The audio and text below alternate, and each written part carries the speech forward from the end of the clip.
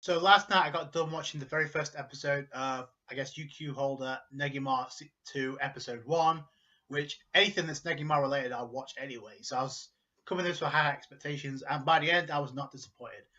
But I gotta be honest, when I first watched it, I had to pause it, think about it a little bit, and wait until certain parts of the episode made me think like, wait, what?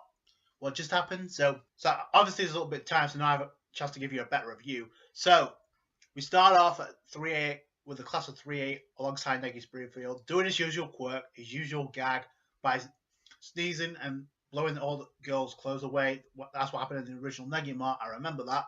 So I guess it's a transition over to Evangeline explaining how she's an immortal vampire and how this proves as a disadvantage because all the bonds she had with the class of 3A went away because there's a shot of her walking away and she's by herself and then she's walking and she's introduced to Tota in her life. So that's the nearest experience in her life. And the previous experience that she had with alongside Negi Springfield went away. And if you notice, they actually kind of grew older and then they went away. So that's the disadvantage of being immortal. We couldn't find out that Negi Springfield died, I guess, of natural causes. So, and then Tota's kind of introduced as the main protagonist, which we already knew coming in. So that if you saw the visual poster, we transition over to, I guess, Evangeline, aka Yukihime, because she's using the alias since she has a bounty on her head.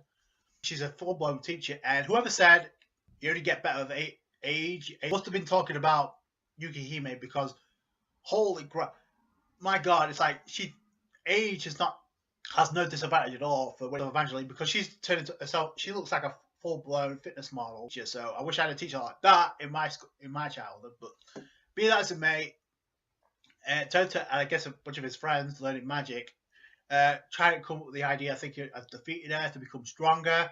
Doesn't work. She puts an invisible barrier up and just blows them all away. Surprise, surprise, she's a broken vampire with magic. So yeah, it's gonna be hard to beat her. So that's Tota's goal. He wants to become stronger, but at the same time, Evangeline, aka Yukihime, is also taking care of him at a household. So that's kind of cool. And we couldn't find out why. And I also find it weird. There's only 2 teachers at that school. So Toad's obviously being punished because obviously he tried to attack the teacher. And obviously he failed because obviously he needs to get stronger. You're not allowed to leave this class or you're not allowed to leave this site and go on unless you can defeat me. So that's a way of egging him on to get stronger, I guess. So Evangeline's personality is kind of changed all that much, but not greatly because she still has a temper. It's like, yeah, it's unfair because you can use magic and I can't. And he's making excuses. Evangeline, being as strict as she is, like she's walking up to it and you see all the girls just backing off because they knew what was about to happen. Blows them through the wall. So that's a short temper that's coming out of Evangeline. So she hasn't changed all that much. Physically, she has changed, but we couldn't find out the other teacher is Tachibana, which we couldn't find out more about him than ever before in this episode. So I thought it was weird there's 2 teachers, but I guess she's trying to teach him magic, and it's going to be a long, slow process for Tota, which is good because obviously there's room for growth when it comes to the protagonist of each show. So then he visits the grave of his parents. At first, he's told that he actually died in a car accident, which was not true, which we found out at the end of the episode. But we see the grave of his parents, and then we see Negi Springfield's tombstone. And then this is where things get weird, and I had to go back and rewatch it. And this is the thing that made me think, wait, what? Because then we see a ghost, okay, of Negi Springfield, and then we see a ghost of the Thousand Masters. So when we saw Negi Springfield at the beginning, he's literally how he was at the end of Negima season 1, okay? And then we see a ghost of, I guess, the Thousand Master, who says, "I'll be waiting for you at the Pillar of Heaven." So he needs to climb the Pillar of Heaven to meet Negi Springfield, the ghost of Christmas past. So is that the Thousand Master or Negi Springfield? I'm only going to assume it's the appearance of Negi Springfield, and he looks like the Thousand Master because that's the part that kind of got me. Because obviously we see him as a kid, we don't see him grow up. There is a shot of him actually, and the class of 3 actually growing up. We don't get to see what they look like, so that's kind of what threw me off at first. But other than that, I thought, okay, this is where business really picks up for the episode. So then Tota says, "That's you again." So he's obviously met him before, but he doesn't know who he is. And then when he's talking to Negi Springfield, he's calling him Gramps. So I'm only going to assume he's a mentor to his parents because he doesn't know what they look like. So I don't know, unless he's talking about that biologically, which I guess we'll come to find out later down the road what the connection is. But obviously, there's a connection between him and Negi Springfield. So, and that's what the reason why he wants to climb the Pillar of Heaven in New Tokyo City. So we go along with the episode, and I guess Tachibana's trying to aid his assistants to Tota to actually get better at defeating Yukihime or Evangeline. And we get a nice little montage of where Yukihime is taking care of Tota in the household. She's watching over him as pretty much an older sister would take care of a little brother, right? So obviously he's getting flustered because obviously she's coming in half naked. Probably that would catch me off surprise as well. Where I guess Tota actually gives Evangeline a bracelet as a present, a token of his thanks for taking care of it. If you don't want to have it, you can throw it away, but she puts it on anyway. What we come to find out is actually a seal to actually suppress, not completely null her magic, because she's trying to activate a spell, trying to slow it down by using magic. So we come to find out that Tachibana, shady side to him, is a bounty hunter after Evangeline's head, literally. So, and we also come to find out that Evangeline has a bounty on her head of 600 million yen. So that's a lot. So I'll get into that in a minute. So he gave Tota the bracelet to obviously restrain Evangeline's magic. So you see the kids actually trying to use magic against Evangeline. It works, but then Tachibana knocks out the kids and then just pierces or penetrates Evangeline with a bunch of spears. And while she's been restrained by thorns, she's trying to activate a spell, doesn't work. But obviously she's not killed right away because she's an immortal vampire. So obviously she's slowed down. She's obviously pierced by these rods of Tachibana. And then in comes Tota to actually try and save the day. Doesn't work because obviously, and this is what got me, because obviously now I do not believe the original Negima was this bloodshed. Tachibana just slices Tota's arm off, a little kid. So I'm like, wow, they went there. So that's kind of cool. So they're not holding back, and he should be dead by all rights, but he's not. And eventually kind of says, yeah, you should be dead, but you're not. There's something interesting about you, which I guess explains why he can see Negi Springfield. So that becomes more and more clear. And Evangeline, oh man, this scene really got me, because then I had to think she's a vampire, so she should be fine.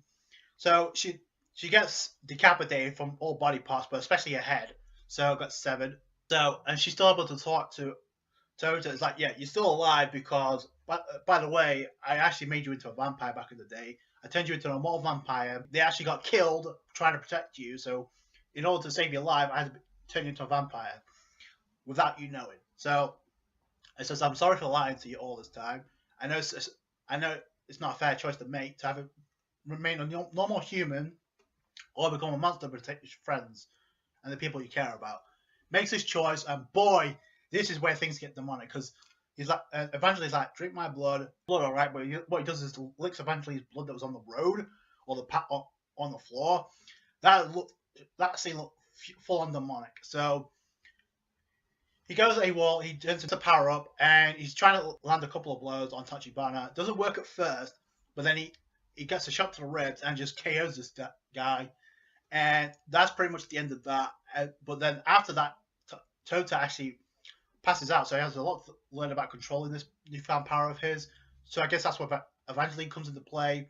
So unfortunately, they have to abandon the place that was teaching, because obviously now it's gone out that Yukihime is nothing more than an alias, and now it's revealed she is Evangeline.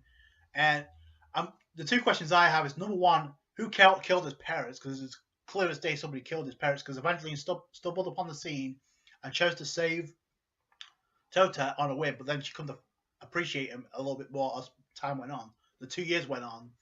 And the second question is, who put the bounty on her head? Because I'm pretty sure she didn't have a bounty when she was when she's a part of Class 3A. So a lot of time has passed, and a lot of things have happened since that time.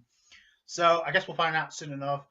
They're going into New Tokyo, and I guess and Tota wants to climb the Pillar of Heaven. And there's a strange shot, because and Evangeline is kind of asking, why do you want to climb the tower so much, the Pillar of Heaven? And he doesn't really give her a response. She says, oh, it looks fun, it looks interesting, so I want to see what's at the top.